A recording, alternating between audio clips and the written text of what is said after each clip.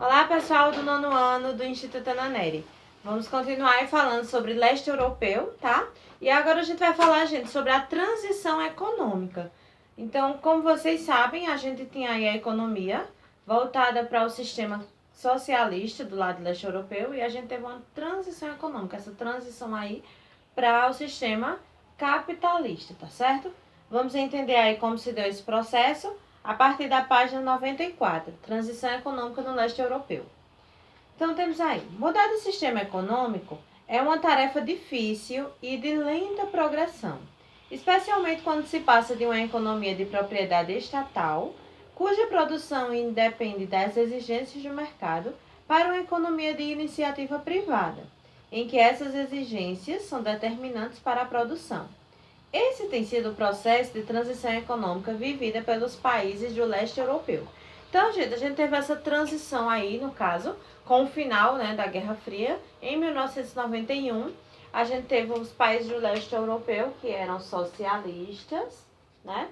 E eles viviam aí com a economia planificada. Gente, quando a gente fala economia planificada, uma economia, né, onde a gente não vai ter aí diferenças de classes sociais, a gente não vai ter uma diferença aí na questão da economia de fato. Então, tudo é destinado, aliás, determinado, na verdade, pelo governo, tá certo? Então, a gente chama isso aqui de economia planificada ou então de planejamento estatal, tá? Então, no socialismo, né, dos países do leste europeu, tudo pertencia aí, no caso, ao governo, de fato, tá? Então, a gente tem essa economia planificada, os países eles foram entrando em crise, né? Porque a gente tinha uma economia mais voltada aí para na área industrial, para a área de produção de aviões, né? De indústria aeroespacial, a produção também de armas. Então, as pessoas elas foram começando a ficar, no caso, sem os bens de consumo, certo? Então, o importante aí para os países socialistas dessa época, né, do leste europeu, era produzir cada vez mais para que o país ele tivesse riqueza para dividir entre todos, tá? Então era uma economia que na verdade não deu muito certo, né? Enquanto os países capitalistas visavam aí a questão do lucro, produzir para ganhar cada vez mais. E assim eles foram se desenvolvendo. Enquanto o leste europeu ficou aí nessa economia estagnada, ou seja, parada, tá? Então, essa transição que a gente teve aí para o capitalismo, claro, né, que não foi algo assim muito repentino, não foi assim, 1991 chegou, acabou a Guerra Fria e eles deixaram de ser socialistas, no outro dia já eram capitalistas. Não, né? Claro que a gente foi tendo aí uma lenta e progressiva aí, um lento e progressivo processo, onde os países eles foram se adequando à questão do capitalismo, né? Eles foram abrindo aí os seus sistemas para iniciativa privada, para que as pessoas elas pudessem colocar meios de produção, pudessem investir, né? E ter o lucro aí, no caso, como retorno, certo? Então, os países eles foram se adequando aos poucos ao capitalismo, até que o capitalismo ele tomou conta praticamente de tudo. Aí aqui no segundo parágrafo diz assim: após a Segunda Guerra Mundial, o desenvolvimento industrial da Europa Oriental, que é a mesma coisa de Europa do Leste, tá? Se baseava no planejamento estatal, com destaque para a República Tcheca, na indústria metalúrgica, e para a Polônia também na metalurgia e na construção naval.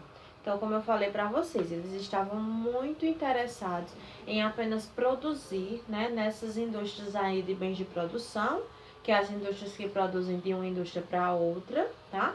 E as indústrias também aí que produzem máquinas, equipamentos, peças, ferramentas para as outras indústrias, que é as indústrias aí de bens de capitais. As indústrias de bens de consumo, que é realmente do produto final para o consumidor, eles, no caso, eles praticamente não produziam, tá? Então as pessoas elas foram começando a ter falta, né? Tanto de roupas, de calçados, de alimentos também. Então a gente foi tendo aí um enfraquecimento do socialismo devido a isso, certo? Aí aqui diz assim, ó. Mas esse modelo tornou-se defasado a partir do início dos anos 1990, com o surgimento de novas tecnologias e, consequentemente, do novo modelo industrial, gerando em razão da mudança na economia que abriu mercados, cortou subsídios às empresas estatais, liberou os preços e sofreu um surto inflacionário. Muitas dessas empresas faliram e houve uma grande queda de produção e de níveis de emprego nos países europeus, o que não acontecia na época do socialismo, quando havia pleno emprego, amparo social e acesso ao sistema público de saúde.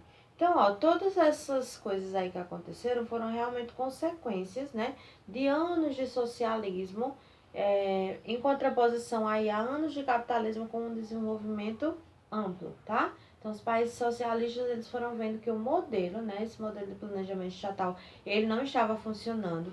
Então, a inflação subiu muito nesses países e a gente teve realmente aí a falência, né, de várias indústrias, de várias empresas que realmente não conseguiram aí subsistir, tá certo? Então, eles começaram a abrir aos poucos aí para o capitalismo e para tentar realmente tirar essa população da crise, tá? Lembrando, que toda essa parte aí do leste europeu era apoiada, né, pela União Soviética, certo? Aí aqui, a transição para o capitalismo fez com que profissionais competentes se sujeitassem a executar tarefas, qualquer tipo de trabalho disponível, ou mesmo migrassem para outros países. Além disso, com a queda de produção econômica, essa transição provocou o aumento da dívida externa, do índice de desemprego, de desnutrição e de consumo de drogas e álcool, a alta inflação e a pobreza.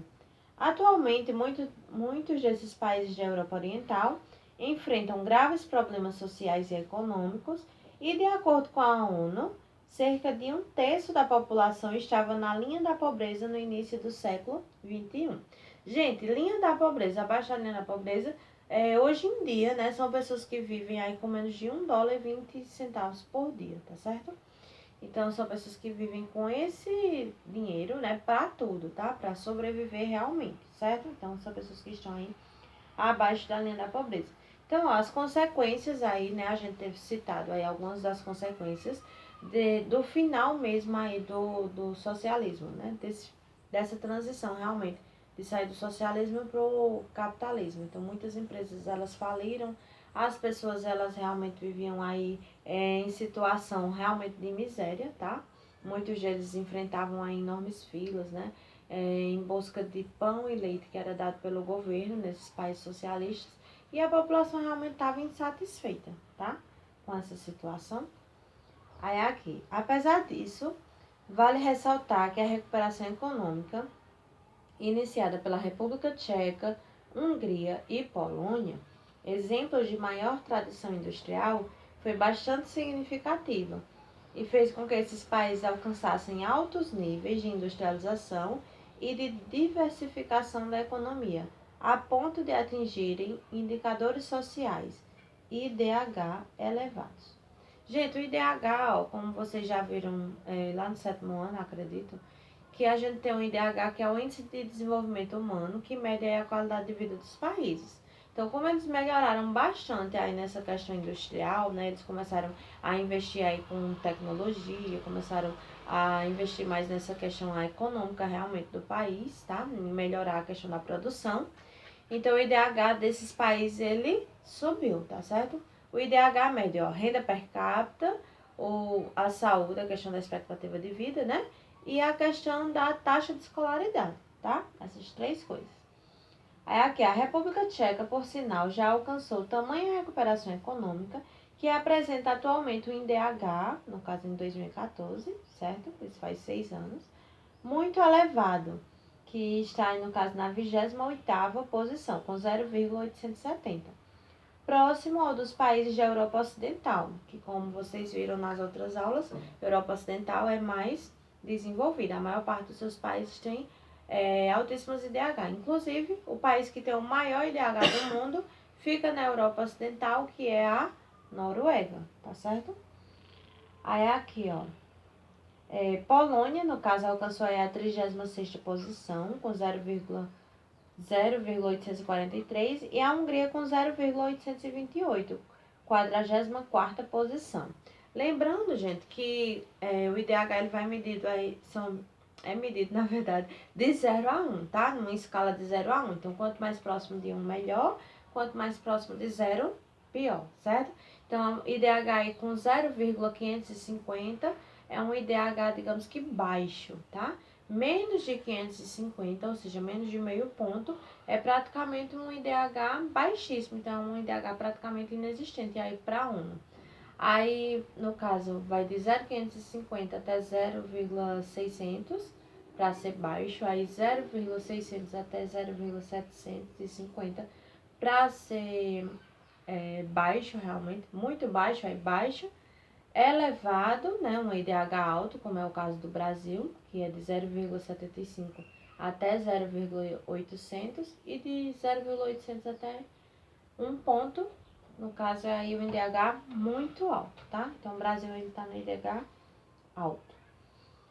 Aí é aqui. Essa recuperação foi marcada especialmente pelos seguintes fatores: aumento dos investimentos estrangeiros, fechamento ou privatização de empresas estatais tecnologicamente atrasadas, racionalização de gastos e extinção de empregos.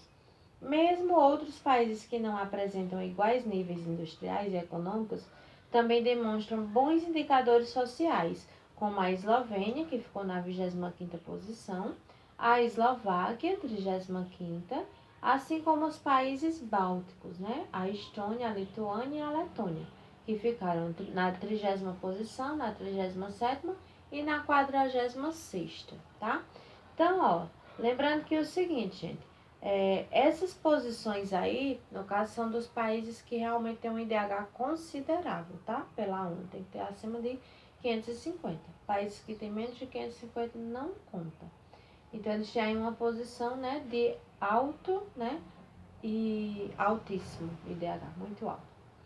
Aí aqui, o avanço do desenvolvimento capitalista nos países da Europa do Leste, resultante dos investimentos alemães e do aprofundamento dos laços comerciais, tem tornado a região a área de influência da União Europeia.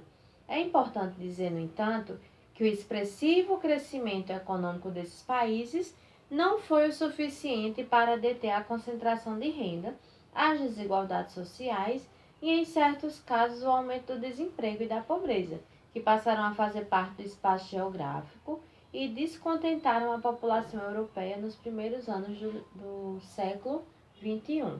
Gente, a gente tem, no caso, o início do século XXI, né? O ano de 2001, tá certo? 10 anos depois é que terminou a Guerra Fria, certo? Então, a gente continua aí, no caso, tendo alguns problemas nos países do leste europeu em relação aos países da Europa Ocidental, né? Eles ainda continuam um pouco atrasados. Outra coisa, a gente vai entender realmente como a União Soviética entrou realmente em crise e como ela saiu da crise, né, entre aspas, como ela saiu da crise aí com o fim do socialismo, no capítulo 7, que a gente vai estudar toda a história aí da União Soviética, desde o seu surgimento até a sua extinção, certo, gente? Então, nós continuaremos aí na nossa aula online. Então, bons estudos!